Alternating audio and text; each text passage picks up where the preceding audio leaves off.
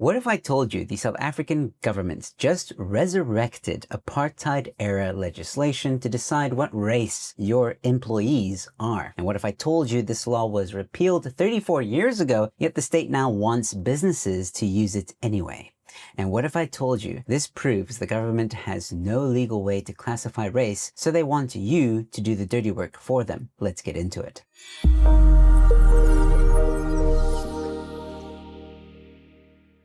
Hello ladies and gentlemen, welcome to Newsflash. I'm your host, Emilio. Thanks for tuning in. I just wanted to take a moment to remind you that I am currently seeking funds to get Stolen Ground 2 and 3 off the ground. It all started with Stolen Ground 1 about the Tygerberg Raceway. If you haven't seen that yet, please go check it out. It is an award-winning documentary and has been nominated a few times. But my work to uncover the truth behind land grabs does not stop there. I'm setting my focus on Grabouw and Hermanus land grabs, but I need your help in order to get production going. If you want to help, you can donate as little as 50 Rand. If 4,000 people donated 50 Rand, we would hit our budget goal and production can begin. You want to find out more information, you can go to stolenground.co.za or head on over to the link in the description, the BackaBuddy campaign link, and you can donate through there. BackaBuddy also accepts international donations. But if you prefer to donate via EFT, those details are also in the pinned comment and description. For those of you that have already donated, thank you so much. We've hit 50% of the budget. Let's keep that momentum going and help me uncover the truth behind land grabs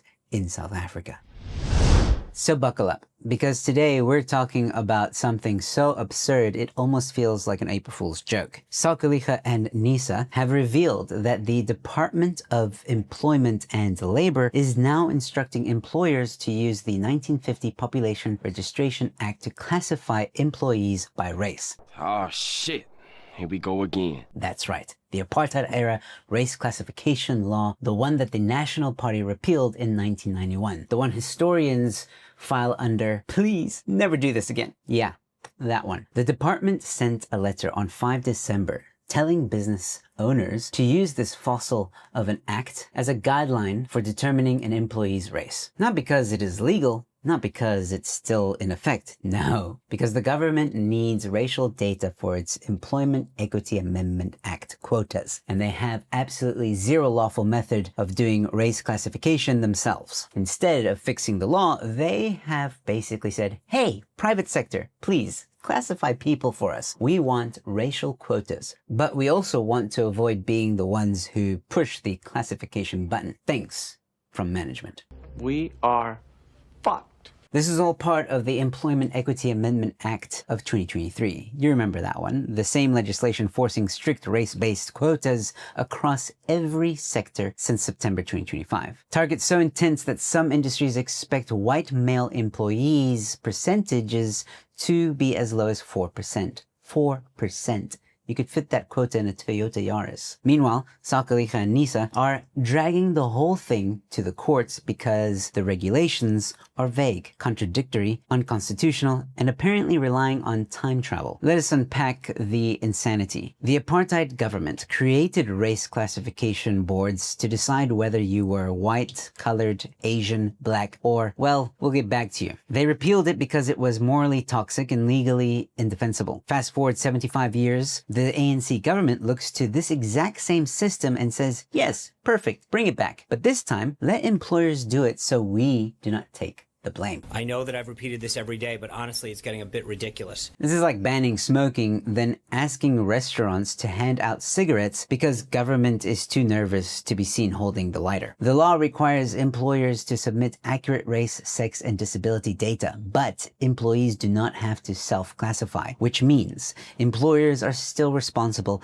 if the state decides their classification is inaccurate. If that happens, penalties go up to 2.7 million Rand or 10% of turnover, whichever is higher. This is not a fine, this is a business obituary. So NEASA went to the department and asked the obvious question. How exactly do you expect employers to determine race? You have given no method, no definitions, no criteria. And the department replied confidently and proudly, use the Population Registration Act of 1950. Are you f***ing serious? Imagine being so far down the ideological rabbit hole that you bring back apartheid criteria while calling yourself progressive. That is like calling yourself vegan while eating a steak salad because the lettuce cancels out the beef. The state wants quotas, but cannot give a legal definition of race. So instead, they want employers to take the legal and political risk. If classification goes wrong, government shrugs and says, you did it, not us. Coward.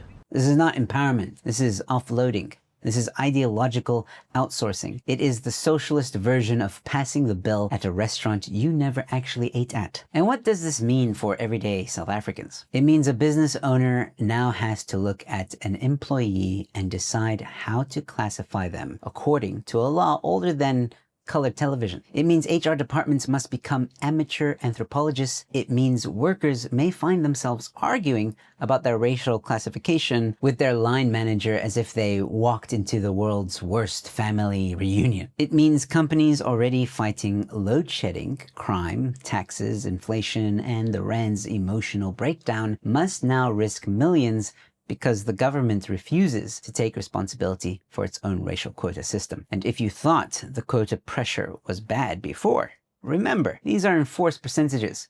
4% white men in some sectors, targets for every race, sex, and disability group, fines that can bankrupt a company faster than a corrupt tender. This is not social upliftment. This is not redress. This is the state saying, meet our numbers or else, while offering no legal way to meet the numbers. Because apparently, accountability is a privilege reserved for taxpayers, not for government. So here's my take. The ANC government has become obsessed with demographic engineering. They want to reshape society through quotas and spreadsheets instead of education, opportunity, investment, and real empowerment. And now they want to revive apartheid-era racial definitions and outsource them to employers because they know public outrage would land on their heads if they did it themselves. This is what happens when ideology replaces common sense. When a government cannot create jobs, cannot protect citizens, cannot grow the economy, but believes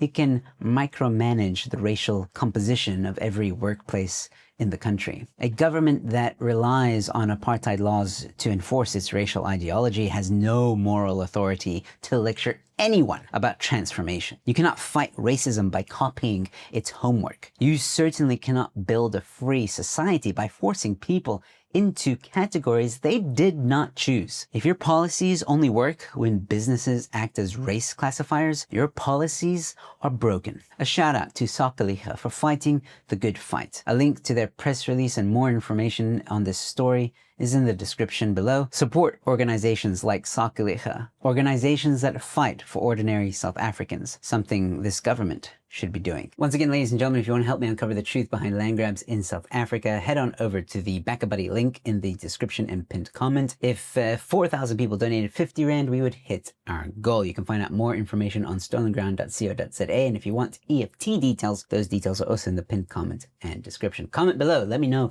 what you think about all this. I think this just proves that the ANC is the most racist government in the world, but let me know your thoughts. And please don't forget to drop a like, a follow, or subscribe no matter which platform you're watching this episode on. I've got more content coming your way, and with all that being said, thanks for watching. Your Newsflash is in.